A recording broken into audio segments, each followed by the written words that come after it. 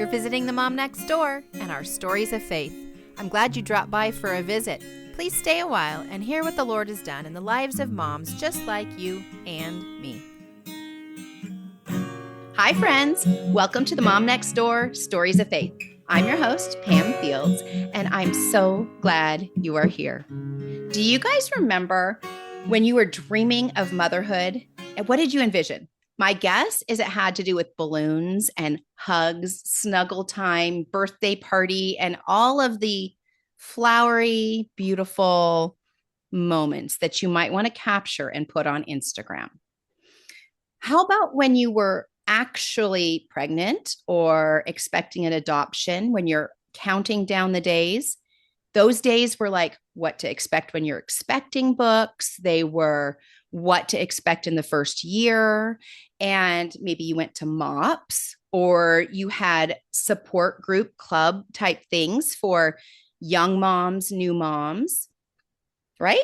And then your kids hit junior high or high school, and there's not near as many books. There's not near as many clubs, at least not many clubs that we're open to talking about the realities of this stage of life and the hard things that come at this stage of life and things we never planned or imagined being in our family start coming up. And sometimes we end up stumbling into clubs that we didn't know existed, and we're not real sure we wanted to be there. And we realize how limited our knowledge is and our experience. And we find ourselves desperately reaching out for support and for God's direction, and wondering if there's any community for us where we can find those questions answered. And so with that, I want to introduce you to Janelle Martin. She's a mom just like you and me, but she has been through some incredible challenges and she's on the other side. And so we want to rejoice with that. And now we want to hear about the things that she's learned and how she's grown. And so, Janelle, I think the best thing to do is just pass the mic to you and say, tell us your story. Just jump in. Okay. Thanks for having me, Pam. I'm really excited to Sure. be here. This is Mm-hmm. not something that is easy to talk about for a lot of people. And I just want to start out by saying I understand that and I was there with you. And that's why I talk about it today. I went through drug addiction with my teenage daughter. We are 8 years on the other side, 8 to 9 years on the other side of it. She is today 7 years sober almost. And so we do greatly celebrate that. But the journey was long and it was hard and it was really rough. And there are a lot of parents that also are going through a similar situation and oftentimes don't know who to talk to or where to turn. So hopefully sharing my story will maybe give you some insights and maybe at least some hope and let you know that you're not alone in how you're feeling and feeling lost and like you've done something wrong or that you've done something to your child that causes to happen and that is just not so.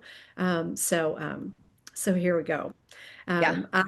I'm married young, and I always say don't recommend that, but it happened anyway, and had two children, and then my marriage turned dark. It just really it became abusive, and there's about multiple reasons maybe why that happened, but when my kids were little, I decided I needed to leave that marriage, and mostly because my daughter was 3 and my son was 5. But I looked at my daughter and thought, there's no way I can continue this relationship because she's going to think this is normal, and I don't want that for her. And so her presence really saved my life, I believe. But Mm. unfortunately, there were consequences to that decision Yeah. and leaving the marriage, and as there Yeah. always is. Yeah. And what happened in our situation was her father then, through the years, decided to try to make my life miserable. And he tried to use our children, or he did use our children to do so. So that's a whole nother book and a situation. It's called parental alienation. And Mm, unfortunately, that happens way yeah. too often where one parent turns children or tries to turn children against the other parent. And that did happen to me. And it manifested in two different ways in my children. My son has been estranged from me now for almost 10 years. So Oh, he was sorry. successful in turning my son against me. But what he Yeah. did to my daughter was he almost destroyed her life. She Yeah. was caught between the favoritism of her brother because brother was buying into dad's stuff and they formed a team and she wasn't part of that club and she was Yeah. always left out and felt less than. And when you do Yeah. that to a young girl in, early element or early junior high age, like you were talking in the intro, it is very damaging to their self-esteem and their sense of self. And it really did destroy her. I found out writing Yeah. my book that in eighth grade, she attempted to take her life. I did not know that until I was interviewing her for this book. So, Wow. so life became unmanageable for her. And on the surface, she seemed like a normal kid. She in sports and she was active, and she really never showed a lot of behavior issues toward me or toward my husband and I. I did remarry, so she had a stepdad, Okay. and her dad had moved out of state, so really he wasn't even present in her daily life. So we were raising both children, and she didn't show a lot of behavior problems. I just think I was unfortunately not aware of the level of pain she was Mm, dealing with and carrying in her daily life. She yeah. hid it pretty well for a while. And then her brother graduated. There was a whole situation with her and her brother. They had grown up super close, and then by the time he graduated, they were not close. He was abusive toward her, and there's a lot that happened. Yeah. But that didn't help the situation. And then he Yeah. ended up graduating and moving to go live with dad out of state. So he was now gone from her life. And even though their relationship wasn't great for that last probably 2 years, he was at home. It still devastated her to lose her brother. And that was, I believe, the catalyst that started her drug use. And Mm, as most of our kids will, they will experiment with drugs and alcohol with their friends or whatever. And this is where she started. She started with, I believe, marijuana, just out with friends, whatever. And unfortunately, given everything that she had lived up to that point and all the pain that she was still carrying, the drug took the pain away. mm, So for her in that moment, she was primed, right? She was just primed mhm. to really Yeah. like that feeling of not having Yeah. to feel that pain. And that drug Wow. took the pain away. And she was Hmm. hooked basically from that moment. Yeah. And she could not get it enough or often enough after that because it was relief to her. Now, Mm, I had no idea any of that was happening. yeah. And I've never done drugs. I have never been around it. I didn't know anything about it and wouldn't have ever dreamed that my child would even think about trying drugs. Yeah. So it took a period of time. She would have been about a junior during this time, a junior in high school. Okay. And I did see some weird things. Yeah. Um, but I never would have attributed to drugs. Yeah. That's just not something I think that crosses most of our minds. It's just not a Hmm. thing, right? We're Hmm. we're a good Christian family. We grow up, we go to church every Sunday. We play the sports and we just do all the normal natural things that families do. And um, so it just didn't cross my mind. But her Well, stepdad, go we ahead. start, well, they get to this junior high school age, and a lot of times, if you even if you have older children, you're thinking, well, this is the first time this one's been a teenager, and they're acclimating to their world, and maybe they need some quiet alone time in their room, or maybe I just need to learn. We're establishing boundaries as each, as they grow up, and so it's really hard to know where that line of privacy is. And so I think we start extending the line of privacy and the line because we want to give them freedom and we want to allow them to grow up. But as we allow that, we also kind of become almost estranged in your own home. Like you're not really sure what's going on, but yet it's so uncomfortable to ask because Yes. maybe it's not my place. Maybe I need to find a friend to approach them, or we kind of come up with ulterior ways to do things. So Yeah, I get that. sometimes it's easier not to know, you know. I mean, Yeah, if you think it might be bad, denial is our friend, you know, at yeah, times. And it's also yeah, destructive if it's held on yeah. to too long. So for me, it just never would have crossed my mind. I just never would have settled on my kid is using drugs. Right, And so um, I mean, blessings everywhere in my story. So I don't want you to think it's all doom and gloom. It is ugly, right. but there's a lot of blessings. And my husband, who came into her life when she was 8, he's very much a stable presence in her life. He was the dad that she never had. And he loved her like his own, and they had a really, really good relationship despite all the really negative and horrible stuff that was happening in her life on the Right. other side with her dad and brother.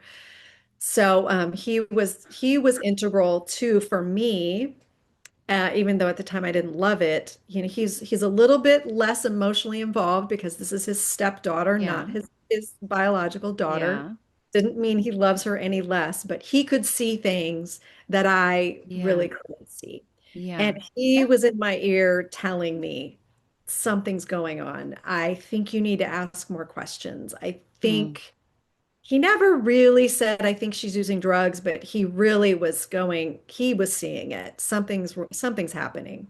yeah, And she was doing a fairly good job acting yeah, normal-ish, but there were still some signs. So yeah. what happened Well, for us though, I was thinking earlier before we even went on, like moms start seeing signs, or maybe in this case it was stepdad, but we also like to start the conversation and be like, hey, can you tell me what's up? Here's what it's looking like to me. It like to a kiddo, that's like, well, you're thinking the worst of me. Like, why would you think the worst of me?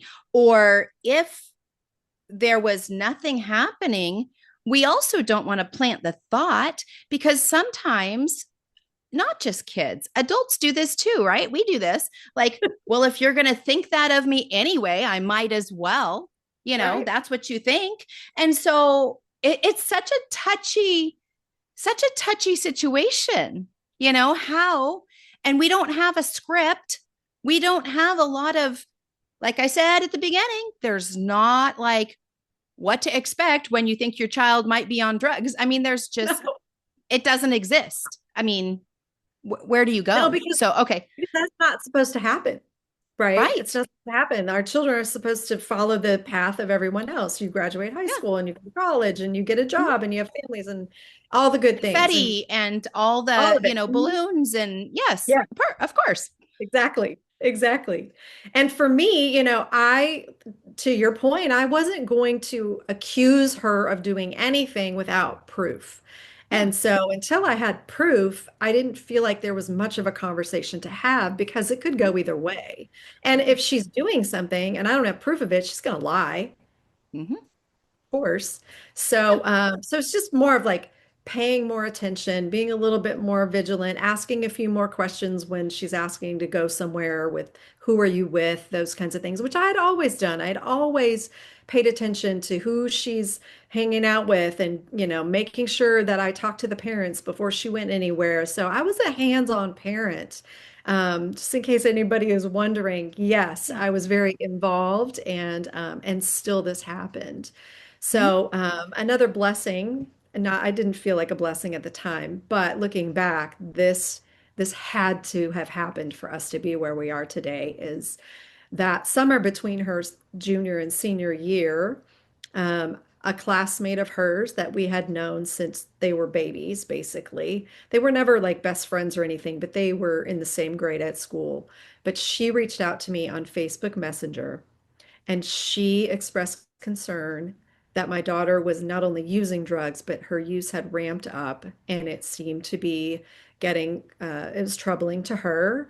And Mm. she was letting me know because she can't, Wow. but she also included a photograph of my daughter using drugs. So I could not argue that or deny it Wow. or not face it. Wow.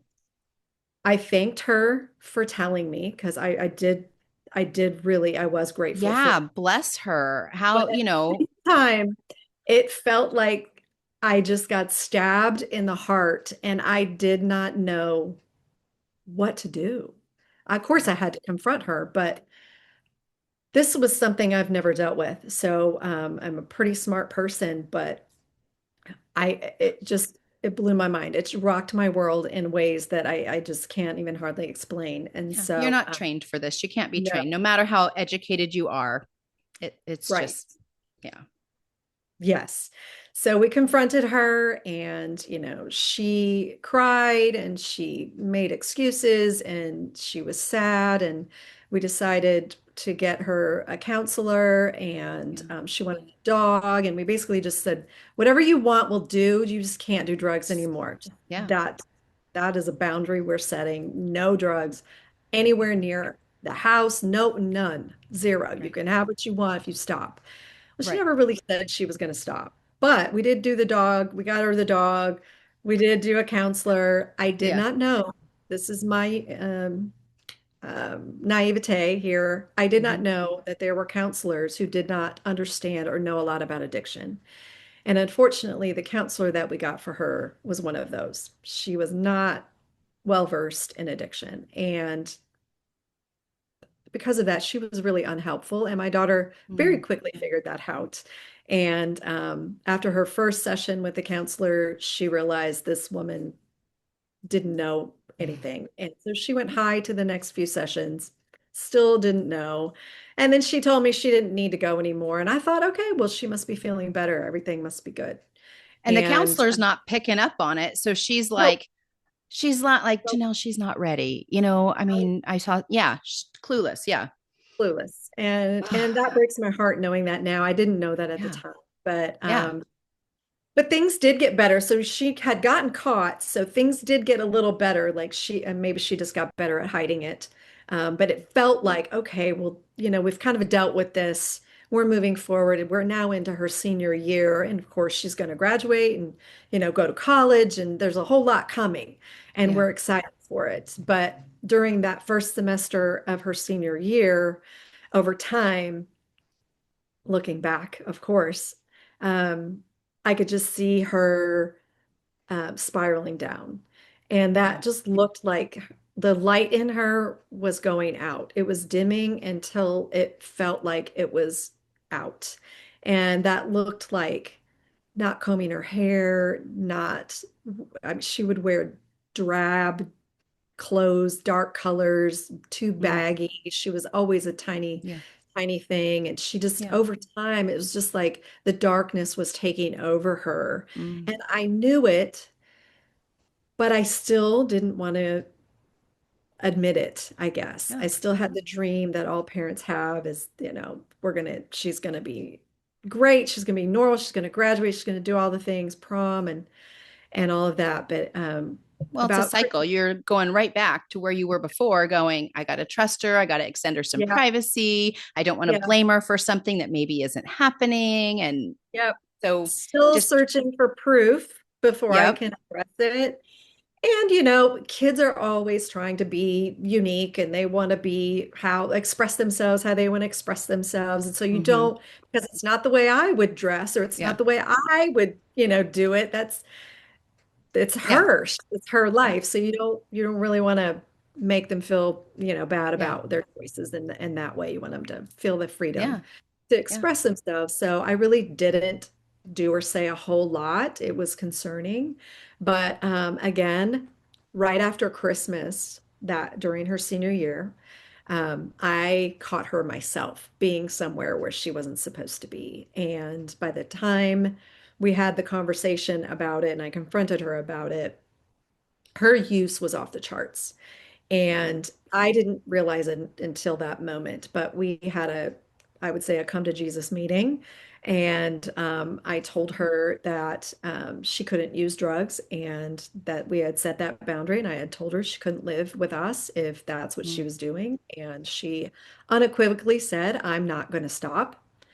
And so in the moment, dialed her father's number and put it on speakerphone and told him what was going on and said she had already planned a trip to visit him on it was 3 days later. So mhm, she already had a flight out to go visit him for a week of that Christmas break. But I mm, said in that moment, she's going to pack as much as she can get on that plane and she's not coming home. mm. And he Separate stumbled. her from the group that she's with, because if we Yep, separate her from her community that she does it with, she that's can the be, hope. yeah, That's the hope. And also, I set the boundary. I meant what I said. You can't live here if this is what you're going to do. And you're telling me that you're going to continue to do it. So I have to follow through. You're not going to yeah, live here. So luckily, I mean, I had options. She has a yeah, dad who lives in another state. And mhm, she was happened to be going there. So it's kind of the best of, I thought it was a good decision at the time. yeah, And then I had time to think about it. And then I thought, what the heck did I just do? yeah, I can't believe I just did this. But anyway, so I basically kicked her out and she yeah, went to live with her dad. And at that point, he lived in Arizona. So she was excited about it. She didn't tell me that at the time. This is interviewing her for this book because this book is written in both of our voices. So you get to hear both sides of yeah, everything.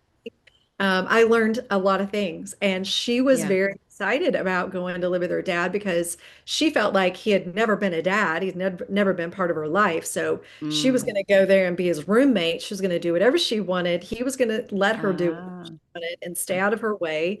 mhm, And then she would graduate high school and get to go on her merry way. And her plan was to basically not see her 18th birthday. So, yes. And I didn't know that at the time either. So she wow, arrives in Arizona, and quite literally within 3 months, everything spirals even worse. That relationship was not a good one, and mm, she did not want him to be a dad, and he tried to be a dad after all this time and everything that had happened, and she wasn't having it. And there was some physical altercations. There were mm, visits. There was a lot yeah, going on. She was running away. It was bad. And yeah, within 3 months, I was fielding phone calls from him crying because she was in such crisis and he didn't know what to do. And yeah, um and she was running away and she wanted nothing to do with him at that time. And the fear was that that's exactly what she would do. And Lord only knows what would happen to her at 17. She's all of yeah, 100 pounds. And, you know, yeah, a young girl on the streets using drugs is a yeah. horrific thought in your head. Combination. Cannot Yeah, happen. yeah. It's real bad, real bad. So So, I find myself in a situation where, okay, well, we've got to figure this. I mean, we got to find a place for her because she can't come mhm, home. I don't know how to deal with this. And yeah, I've never seen her like this. And so, I get on Google and try to look up, treatment options for her. I don't even know what that looks yeah, like. And um, praying, praying, like praying the hardest I think I've ever prayed in my life was during that time to please God, let me find help for her. I've got to yeah, save her life. hmm, And if this keeps going the way it is, I mean, it's not going to end well. yeah, And at the moment, in that moment, she had no intention of stopping. So praying and I do believe those prayers were answered because I did reach out to a few places, and the only one that called me back was one that was in Arizona. It's a couple hours from where they were living, but it was a treatment center that was geared towards adolescents and teens. and young adults. So they took Okay. anyone from about 13, 14 all the way up to their mid 20s. And and they assured me that if we could just get her there, that they would convince her to stay. Right. And so unfortunately, I'm in Texas. So I had to rely on them, my ex-husband and my daughter, to get there, and then on him to determine whether this was someplace that she should be or not. Yeah. And so that's what happened. He ended up taking her, and they ended up having that consultation visit. And at that point, thankfully, she would have done anything to get away from her dad. And so Mm. she stayed really Yeah. because of that, Yeah. and went into their inpatient program for 6 weeks. And then she did 8 weeks of outpatient, and she did 6 more months of aftercare. And Okay. probably one of the hardest things that we had to come to terms with was that she had to drop out of high school. And Oh, she was halfway through her last semester of senior year. And so she was not going to graduate, because for us, it was a choice of life or death. yeah. If she's dead of a drug overdose, then she's not going to graduate Yeah. anyway. And there's no chance of her, ever graduating. So, Yeah. as a parent, that is a very difficult spot to find yourself in. And for a lot of parents, they don't want to let go of the dream of my kid's going to do everything the way it's planned out and set out for them to do Yeah. it, because this is the way Yeah. I want it to happen. Yeah. Um, so we had to take her out of school, and she went to Yeah. treatment, and she was in treatment for almost a year. Yeah. And and it saved her life, and also Wow. saved mine, because I also participated in the parent program that Good. that they had. And I learned about recovery, because Mm-hmm. she was in recovery, and I wanted to be able to mend our relationship, but also Yeah. understand what she was learning, and Yeah. how this applied to my life, because I just was so clueless about all of it. Yeah. And I didn't expect it to change my life, but it Yeah. did. And it Because it was also, probably her using was a symptom of yeah, the core problem. always. So you kind of went thinking, fix the problem, and then Right. you peel it back, and then you're like, oh, Yeah. yeah. Yeah. Yeah. It's so my biggest piece of advice for parents who find themselves in a similar situation is to go find your people, go find support, Yeah. because being in a room full of other parents who are in the same situation, some are going to be further down the line, some are going to be maybe newer than you, and everything in Mm-hmm. between. But Mm-hmm. everybody understands, and everybody's been where you are, and Mm-hmm. everybody is non-judgmental and Mm. loving and Yeah. supportive. And there's nothing like finding those people Mm-hmm. when you're in the Mm-hmm. midst of that struggle. And so for me, that was life-saving. And then I did a 12-step program as well, and I didn't know anything about the 12 steps, and Yeah. I certainly didn't realize how life-changing though that program is. And I really quickly wondered why we don't teach this in school. Um, Oh, just like to it's everybody. to everyone, because it's not Yeah. just for people with addiction problems. It's really a Yeah. way of life, and it's a really wonderful way to live your life. Coping and working through things. Yeah. Yes, and taking accountability, and Mm. using your higher power, because there is a power greater than us, and Yeah. we can use that power to overcome. Yeah. But also Yeah. being humble, and like admitting when you hurt someone, and Mm. saying you're Mm-hmm. sorry. Mm-hmm. It's foundational, really, but it's life-changing when you go through that program and Yeah. really tailor your life toward that. And I started 6 years ago, hosting parents of addicted loved ones meetings in my office, and I have done that Mm. now going on 7 years. And Wow. I still put myself in those rooms. I'm on this side of it, but Yeah. there's something about just holding a space for other parents who need it, because I needed it so badly, and it's something I Yeah. didn't know I needed so badly until I was in Yeah. it. And Yeah. it's something that I've just given back, and always free, and everybody's always welcome. So that's where I am today. Okay. Yeah. Okay. what about if your child, you can't get them there? You can't get them into the treatment program. They don't want to go, or you can't afford it, or they, maybe even maybe you're estranged from them and you don't even know where they are. Um, I would imagine that in any of those circumstances, a group like you have is beneficial anyway, because despite what's going on, at some point, they are responsible for their own lives, even if they're a teenager, even if they're young. um, you still have to ponder and work through the things that are going on in your heart. And years ago, I've just recently moved to what do you call it, video. But years ago, just on an audio podcast, I interviewed a gal that runs a ministry called Hurting Moms Mending Hearts. And it's like what lands these moms together is their hurt. But sometimes it's estrangement or the addictions or all the different things. But it's really hard to continue on and to be able to, I mean, you're going to have to persevere through this. Yeah. And so we need the community. And so your community group that you have in your office, probably like all sorts of scenarios. Some they're walking with their child, some they're walking alone. Yes, absolutely. I like to remember or to remind parents that, our children are ours for a short time.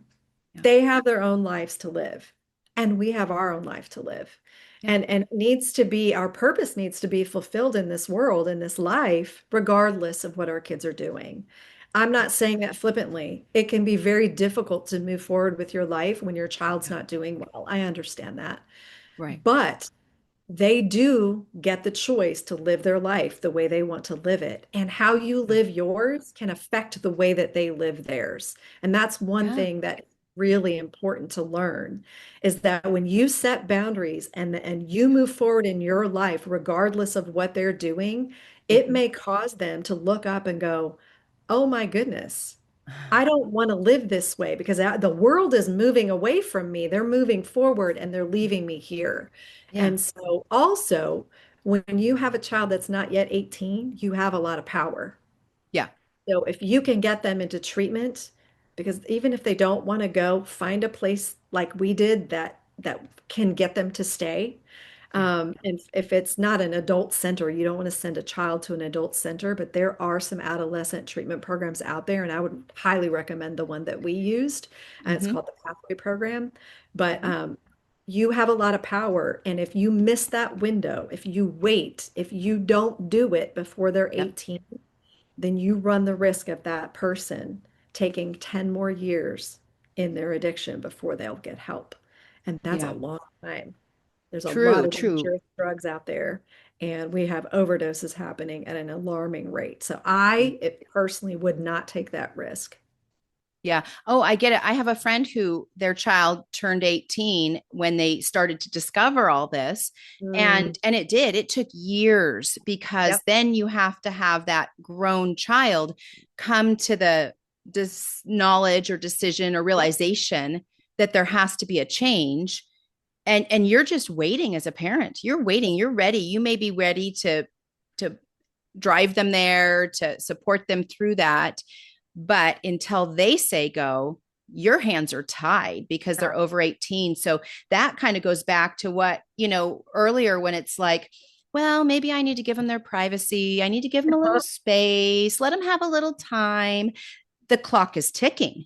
Absolutely. So do your evaluation, but be efficient in it. And Right. and maybe seek out somebody like you and some of these groups, because as you do your evaluation, you're saying you hadn't done drugs, like probably the terminology is different, the references. I mean, for goodness sakes, I get so confused. Just Instagram, what's a post, what's a reel, what's a Me too. galley, or like all the different things. I get confused with recipes in the kitchen because the terminology is not mine. And Right. so your children might actually be dropping hints that you're not picking up because Mhm. we're unaware of the terminology. So I would guess as soon as you get an inkling or a check in your spirit that like Yeah. something's not right here. And I kind of wonder, but I do want to do some research and I don't want to over assume, too quickly assume. Don't delay on your research. Get Right. a friend involved, get a friend to pray for you, find a place you can ask questions and be efficient about it. Yeah. As much as you can. And hopefully, you might even get your child to tell you, depending on the situation, that they're in crisis and that they need help. And sometimes they won't tell you, but you still have to dig it out. You have to, search Yeah. their room, I guess. I did all that. I never found anything. I didn't even know what I was looking for. Yeah. But you know, and they get good at hiding stuff too. So it's like it's hard to say you need to know because there may Mm-hmm. be no way for you to know, but there could be a way for you to find out.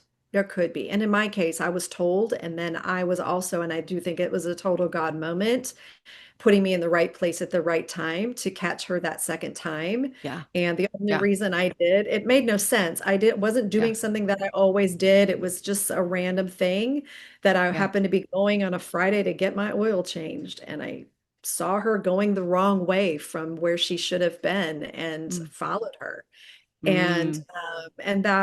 that was chance, but I don't believe in coincidences. I think Yeah. that these things were put there so that Yeah. I would know and be able to save her.